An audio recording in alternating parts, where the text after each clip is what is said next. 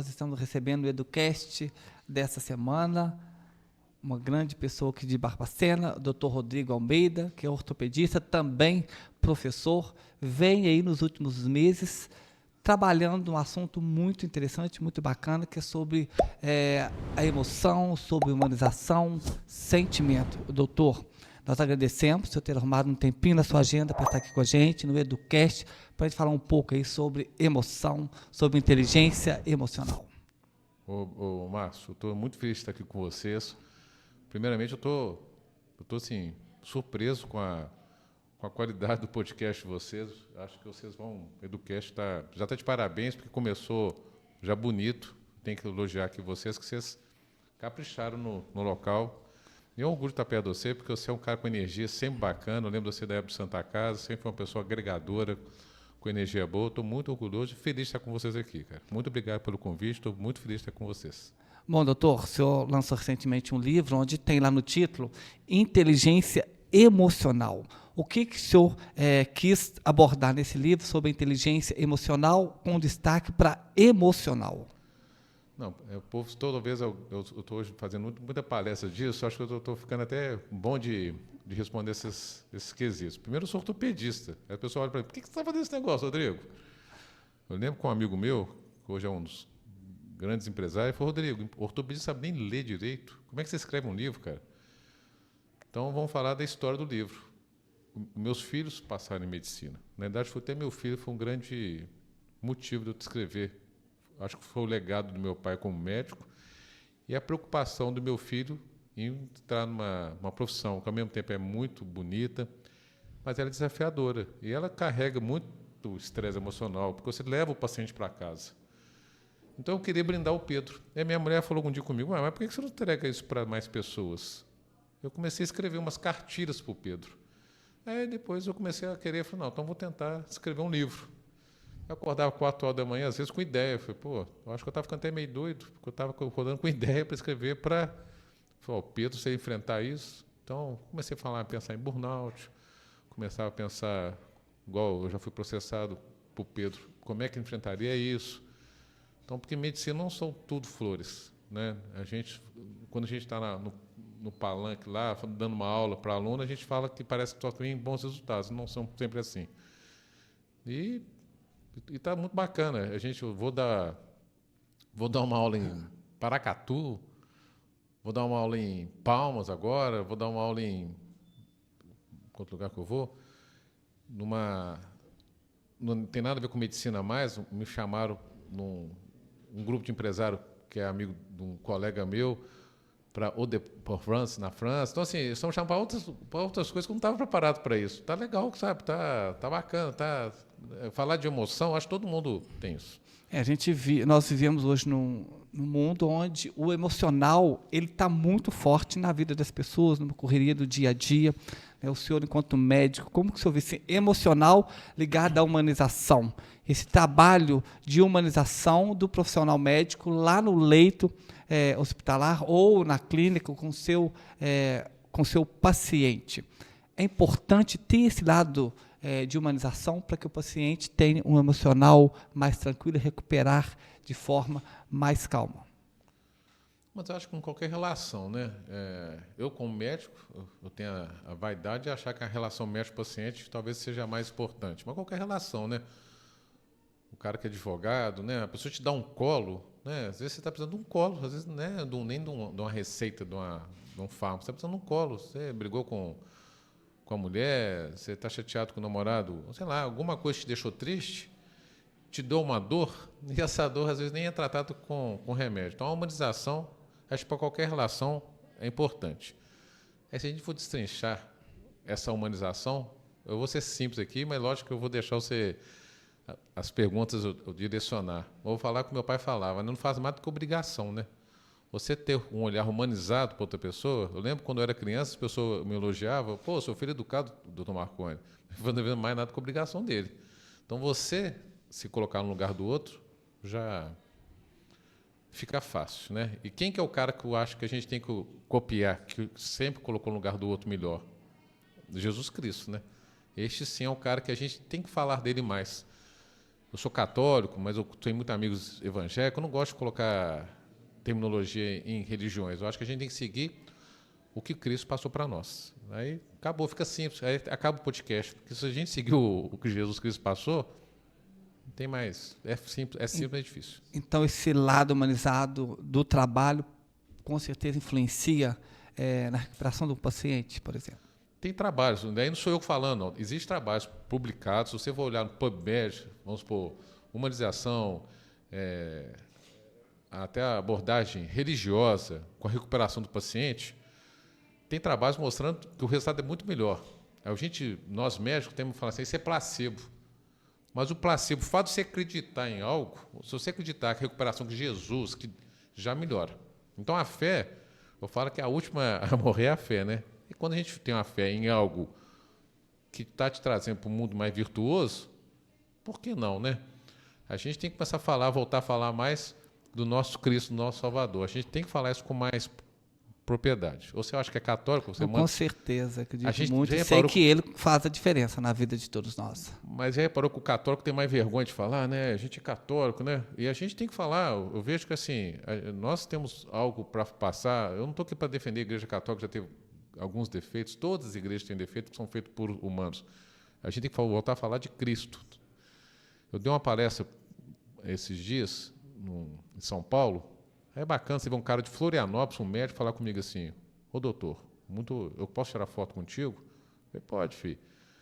É muito bacana uma pessoa poder falar de Cristo e a sua palestra, eu vim cá, ou seja, é legal quando a pessoa vê que a gente está querendo, só vou tentar, é mais um para falar de Cristo, né? Eu queria ser um dos 12 lá daquela época. Falar de Cristo é sempre muito bom, né? E isso ajuda as pessoas. O doutor Rodrigo, a gente conhece um pouco o trabalho do senhor sempre tem essa questão do cuidar do paciente, não só naquela parte física mesmo, né? O senhor tem sempre o olhar do cuidar, do colocar no colo, do dar o carinho indiretamente ali. Isso faz muito bem para o doutor Rodrigo? Eu acho que faz melhor para mim, quando você ajuda alguém, então não precisa ser médico, não. Mas já reparou, quando você faz o bem para o próximo, eu acho que você faz melhor para você do que para o próximo, eu sempre acho isso. Eu acho que, né, vocês que estão aqui, vocês não acham, não, quando você ajuda aquela vozinha, atravessar a rua, ficou bom para caramba. Eu acho que sempre quando alguém é ajudado, quem sente melhor é a gente. Isso aí é fato. Agora, eu como médico, eu tenho ajudado o conhecimento. Então, por isso que eu falo da inteligência emocional. Porque não estou afastando do QI, eu tenho que ter conhecimento. Para me ajudar o próximo como médico, eu tenho que ter conhecimento daquilo que eu faço. Então, eu sou um cara que corre atrás, eu acabei meu mestrado, estou fazendo doutorado, eu corro atrás de um conhecimento técnico, para trazer o melhor para o meu paciente. Ponto. Aí eu tento imitar o quê? Não, eu tento imitar o conhecimento. O que vai me dar capacidade de usar esse conhecimento. Quando adianta eu, com arrogância danada, eu usar um conhecimento, já acabou. Acho que aquele médico do passado, que isso não existe, não cabe mais, né? Acho que a gente hoje em dia precisa do cara com conhecimento, porque quem vai me procurar lá vai para resolver um problema do cruzado, da ruptura do ombro. Ele quer resolver o problema técnico. Mas se você tiver um bom problema técnico para resolver com acolhimento, fica mais leve, né, cara? Igual eu tenho um amigo meu, tem um problema de tireoide, o médico é um bambambam.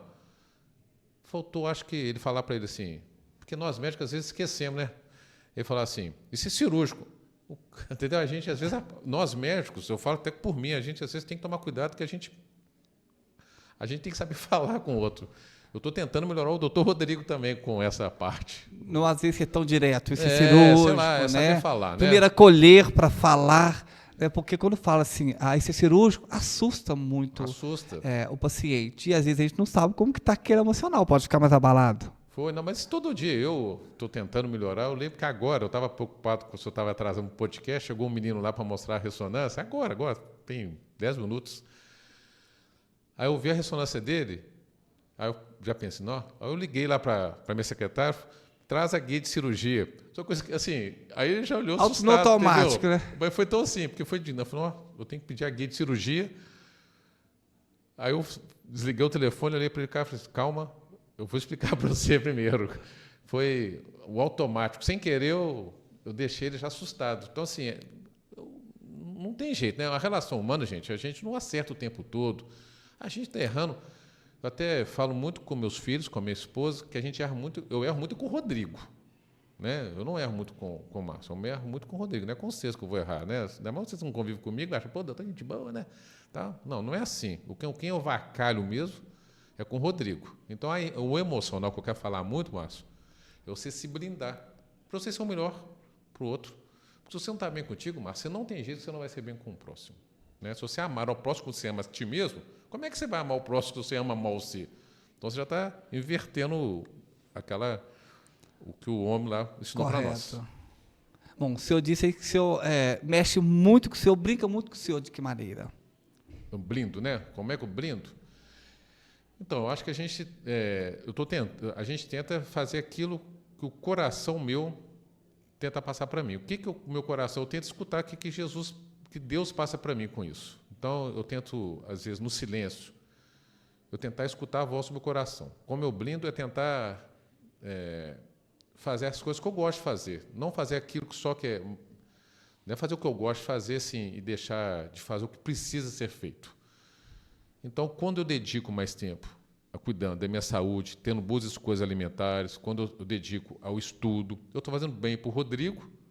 Né? Já viu? A gente que é católico, se você não vai à missa no domingo, você fica chateado, não fica? Falta alguma coisa. Falta alguma coisa, né? Então, assim, o evangélico não vai no culto, o outro, entendeu? A pessoa, se você não se blindar... Porque hoje em dia, Márcio, eu falei de QE, aí tem uma nova versão de inteligência agora, gente. Vocês vão escutar daqui a pouco. Talvez eu tenha vontade de escrever esse livro, chama Inteligência Espiritual, que, na realidade, é a junção da inteligência emocional com o QI. E como você vai lidar com isso, né? Que seria uma visão mais modernizada da inteligência, que é a inteligência espiritual, porque tem coisa, gente, que é a inteligência é você se blindar, tem coisa que é do conhecimento, e tem coisas que você não sabe explicar, que é lá de cima, que é ele que vai romper barreiras para você chegar onde você quer chegar, entendeu? Que é a inteligência espiritual. É você ter essa fé que a gente fala tanto de fé.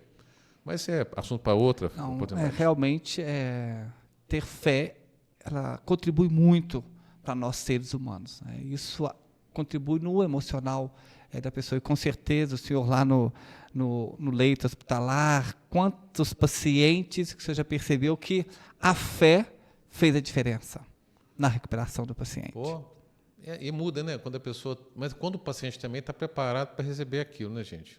E às vezes uma palavra só para o cara falar, vai dar tudo certo, calma, não chegou o material, sei lá, você dá um carinho para uma pessoa, muda aquela resposta, né? Bom, o senhor disse aqui no início da nossa fala que o senhor tentava blindar o filho do senhor, o senhor trazia para casa o paciente, tentava blindar o filho do senhor. Hoje a gente vive aí nessa correria do dia a dia, diante de muitos problemas, muitas dificuldades na sociedade. Os pais hoje, muitos ficam tentando blindar o seu filho. Né? Como que o senhor vê esse blindar o filho hoje, na atualidade, diante de tantos problemas que a sociedade oferece? Cara, mas essa pergunta, eu dei uma aula num grupo de filósofos de São Paulo, e o cara é até um dos regentes da Sinfônica de São Paulo, não sabia que ele era... E ele me perguntou assim, por que você não colocou enfrentamento em vez de ficar blindando? Gostei da sua pergunta. Eu falei, talvez quando eu conversei com o senhor antes, realmente eu quero que o meu filho tenha poder para enfrentar. Então, assim, mas não é só meu filho, né? Tanto é que eu estou hoje dando altas palestras em outros lugares, porque, na realidade, a gente tem que ver que a gente quer ver uma sociedade mais... para enfrentar. Vamos supor, eu vejo essa menina aqui, novinha, esse menino tudo novinho aqui, cara. É bacana o digital, é tudo bacana, mas, assim, tem que chegar em casa, tem que estar feliz para enfrentar o dia a dia. E o que eu reparei da sociedade, essa nova geração, que não é a nossa... Agora que eu fiquei sabendo que você é da nossa, né? Vou fazer 15 anos ainda, doutor. Essa geração, uma coisa que eu vi nessas podcasts, palestras que eu dei, essa geração é mais empática que a nossa, com os outros. Eu acho que eles têm aceitação com diferenças mais, né? Cor de pele, opção sexual, religiosidade, o que for. Vocês são mais empáticos. Vocês aceitam mais o diferente. Mas só que tem um problema com vocês se auto-aceitarem. É isso que realmente...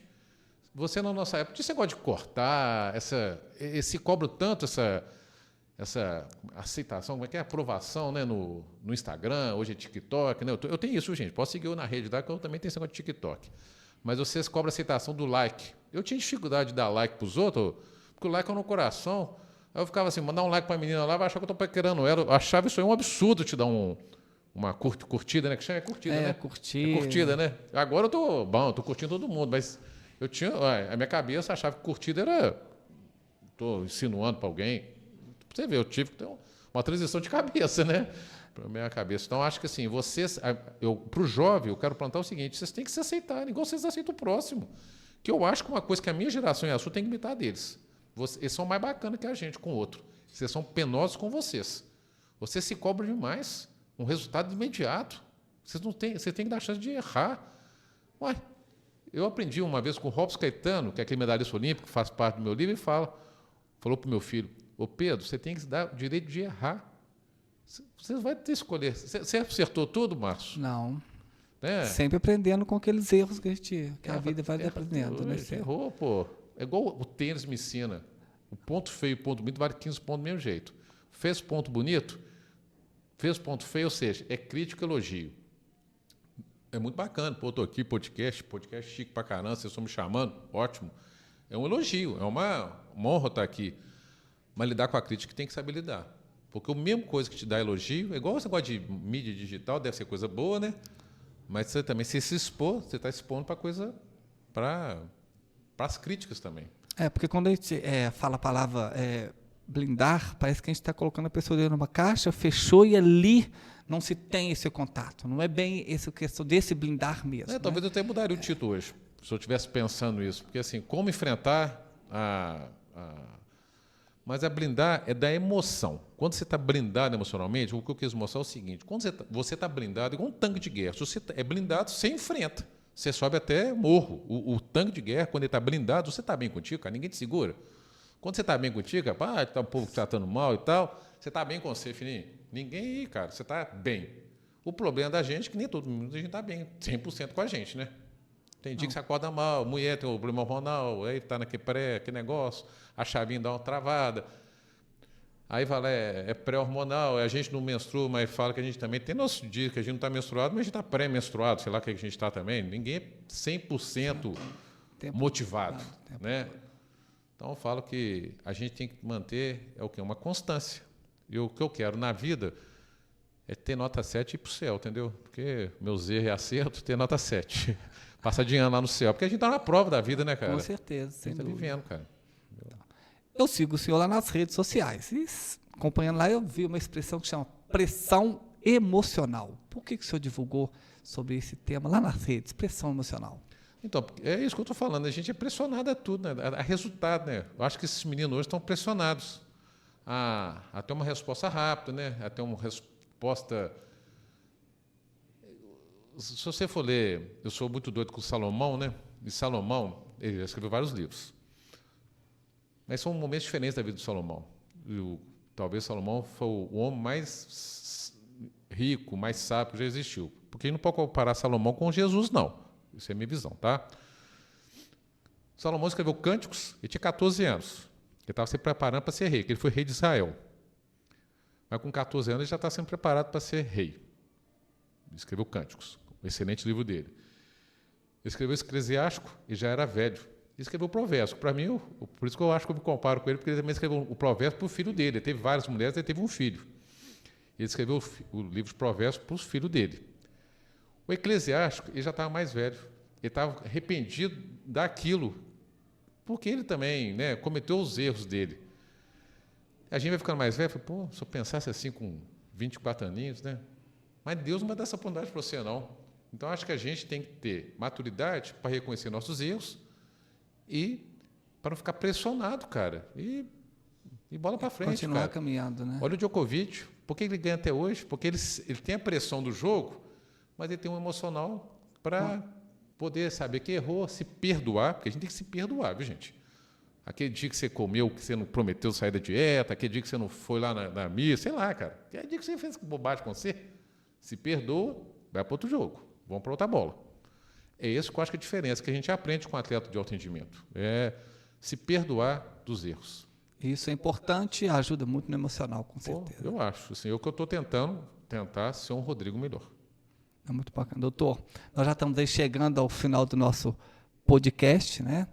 E eu queria que o senhor deixasse, assim, para a gente encerrar, primeiramente agradecer mais uma vez por estar aqui com a gente, nesse bate-papo descontraído. Tenho certeza que esse trabalho que o senhor tem feito aí nas redes sociais, né? Que agora o senhor está nas redes aí, é um garoto das redes sociais, né? Não tive como fugir, mas isso o senhor tem feito a diferença, levando esses temas, levando as pessoas a refletirem sobre a emoção, sobre o emocional, sobre a humanização, sobre o cuidar, não só da parte física, mas também da parte emocional e espiritual das pessoas.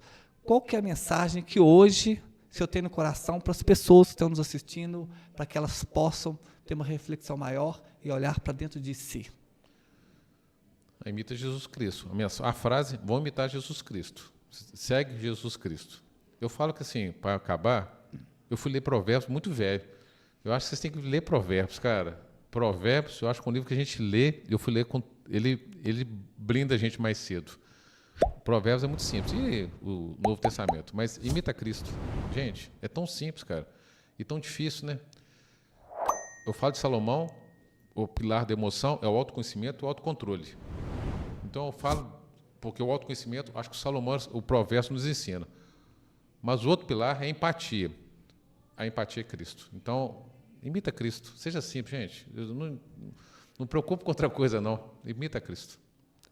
Então, encerrando aí nosso podcast, pedir a Cristo que continue abençoando o Senhor nesse trabalho e de fazer a diferença na vida dos pacientes e da sociedade, né, e que todos tenham muita paz aí no dia a dia. Obrigado, Educast. Bacana demais aqui, gente. Vocês estão muito chiques, viu? Então, obrigado mais uma vez. Obrigado. Nós encerramos aqui. Muita paz para todos vocês.